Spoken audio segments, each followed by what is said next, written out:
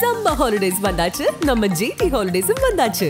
GT Holidays, South India's #1 travel brand. மார்க்கெட்லயே கம்மி சேதாரத்துல இன்னும் 1% தள்ளுபடி கொடுப்போம். ஓகே, வைரநக கேரட்டுக்கு 5000 தள்ளுபடி கொடுப்போம். தள்ளுபடி திருவிழா. குறைந்த விலை, நிறைந்த தரம். தங்கள் தேவைகள் அனைத்தும் ஒரே இடத்தில். ஜெயச்சந்திரன்.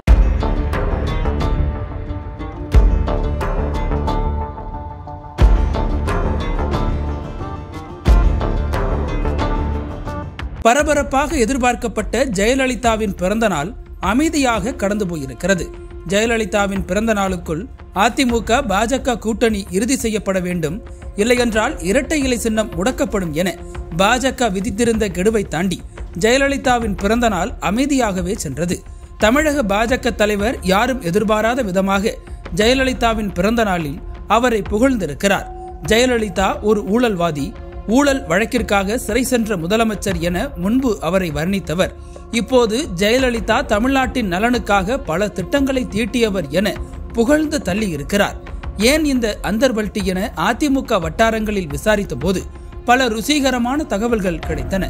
சமீப காலமாக எடப்பாடி பாஜகவை எதிர்த்து எதுவும் பேசுவதில்லை. பாஜக கொண்டு வரும் மும்மொழி திட்டத்தையும் பெயரளவில் எதிர்த்துவிட்டு வாயை மூடிக்கொள்கிறார். அவருக்கு ஏகப்பட்ட குடைச்சலை வருகிற ராஜ்யசபா தேர்தல் ஏற்படுத்தி இருக்கிறது. மாநிலங்களவை தேர்தலில் தமிழகத்தில் இருந்து 6 பேரை மாநிலங்களவை உறுப்பினராக தேர்ந்தெடுக்க வேண்டும். அதில் 4 சீட்டுகள் திமுக உறுப்பினர்கள். திமுக தரப்பிலிருந்து வில்சன், சண்முகம், அப்துல்லா, வைகோ ஆகியோரின் பதவிக்காலம் முடிந்து ஓய்வு பெறுகிறார்கள். அதிமுக தரப்பிலிருந்து அன்புமணி, சந்திரசேகர் ஆகியோர் பதவி விலகுகிறார்கள். திமுக தரப்பிலிருந்து தொழிற்சங்க தலைவர் சண்முகத்துக்கு பதில் மக்கள் நீதி மையத்தைச் சேர்ந்த கமலஹாசன் ராஜ்யசபா உறுப்பினராகிறார். இது பற்றி கருத்து தெரிவித்த கமலஹாசன், நான் ரசிகர்களை பெற்றிருக்கிறேன், வாக்காளர்களை பெறவில்லை என சொன்ன கருத்து நடிகர் விஜயை வம்புக்கு இழுப்பதாக அமைய அது பற்றிய விவாதங்கள் ஓடிக்கொண்டிருக்கிறது. அதிமுக தரப்பில் யாரை எம்பி ஆக்குவது என கடுமையான போட்டி நடந்து கொண்டிருக்கிறது. யார் எம்பி ஆனாலும் ஒரு எம்பியை தேர்ந்தெடுக்க 34 எம்எல்ஏக்கள் தேவை. அதன்படி பார்த்தால் அதிமுகவிற்கு 68 எம்எல்ஏக்கள் தேவை. அதில் 62 எம்எல்ஏக்கள் தான் அதிமுகவில் என்ற சூழலில் அதிலும் 4 எம்எல்ஏக்கள் ஓபிஎஸ் வசம் சென்று விட்டனர். பாஜக ஆதரவு இல்லாமல் அதிமுக 2 ராஜ்யசபா உறுப்பினர்களை தேர்ந்தெடுக்க முடியாது. திமுக 4 ராஜ்யசபா உறுப்பினர்களுடன் நிறுத்திக் கொண்டால் போட்டியின்றி அதிமுகவின் 2 உறுப்பினர்களும் தேர்ந்தெடுக்கப்படுவர்.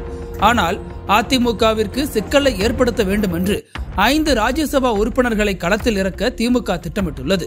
5வதாக வரும் ராஜ்யசபா உறுப்பினர் ஒரு போட்டியை உருவாக்குவார். அவரை அதிமுக சார்பில் 2வதாக நிறுத்தப்படும் உறுப்பினர் எதிர்கொள்ள வேண்டும். எந்த பிரச்சனையும் இல்லாமல் ஒரே ஒரு ராஜ்யசபா உறுப்பினரை தேர்ந்தெடுக்க தகுதி பெற்றுள்ள அதிமுக திமுக ஏற்படுத்தும் போட்டியை சமாளிக்க வேண்டுமென்றால் பாமக மற்றும் பாஜக ஆதரவை பெற வேண்டும். தற்பொழுது பாமகவும் பாஜகவும் அதிமுக கூட்டணியில் இல்லை. இவர்களுடன் கூட்டணி ஏற்படுத்தினால்தான் அதிமுகவால் 2 மாநிலங்களவை உறுப்பினரை பெற முடியும். பாஜக அன்புமணிக்கு ராஜ்யசபா சீட் தருவதாக பாஜக ஏற்கனவே வாக்குறுதி அளித்துள்ளது. அன்புமணியை வேட்பாளராக்கினால் பாஜக வாக்களிக்கும். அதிமுக, பாஜக, பாமக இயல்பாக எந்த சிக்கலும் இல்லாமல் ராஜ்யசபா தேர்தலை எதிர்கொள்ளலாம். வேறு யாரை நிறுத்தினாலும் நாங்கள் ஆதரிக்க மாட்டோம் என எடப்பாடியிடம் தெரிவித்துள்ளது. ஏற்கனவே சட்டமன்ற தேர்தலில் பாமக அதிமுக கூட்டணியில் இருந்து கழண்டு சொல்லும் போது தேமுதிகவிற்கு ராஜ்யசபா சீட் தருகிறேன் என வாக்குறுதி கொடுத்துதான் எடப்பாடி அவர்களை கூட்டணியில் சேர்த்தார்.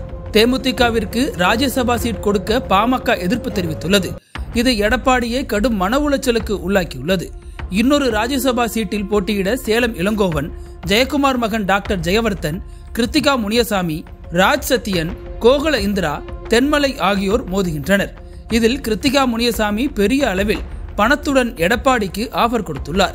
இதனால் பிரச்சனைகளை எப்படி தீர்ப்பது என எடப்பாடி திணறிக் கொண்டிருக்கிறார். ஜக்கி வாசுதேவின் விழாவிற்கு வரும் அமித்ஷாவிடம் இந்த பஞ்சாயத்து போகும். அதிமுக பாஜக கூட்டணி அமைவதற்கு அச்சாரமாக இந்த ராஜ்யசபா தேர்தல் அமையும் என எதிர்பார்க்கப்படுகிறது.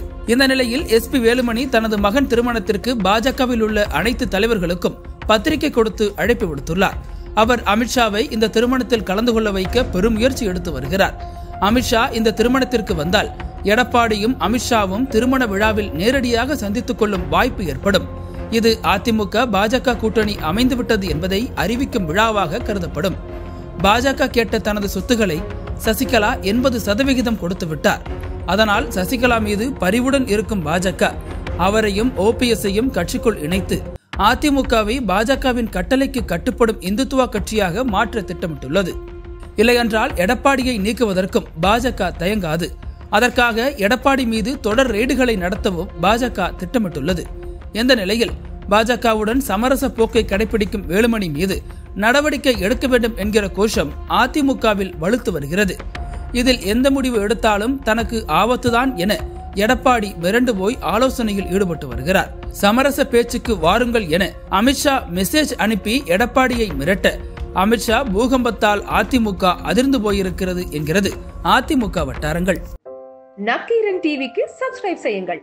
உங்கள் ஆதரவே எங்கள் பலம். ஆசிரியர்களுக்கு நண்பனாகவும் மாணவர்களுக்கு ஆசானாகவும் திகழும் தேர்வு வழிகாட்டி. ஒவ்வொரு பாடத்திற்கும் அனுபவமிக்க ஆசிரியர்களின் துல்லியமான தெளிவான விடைகள்.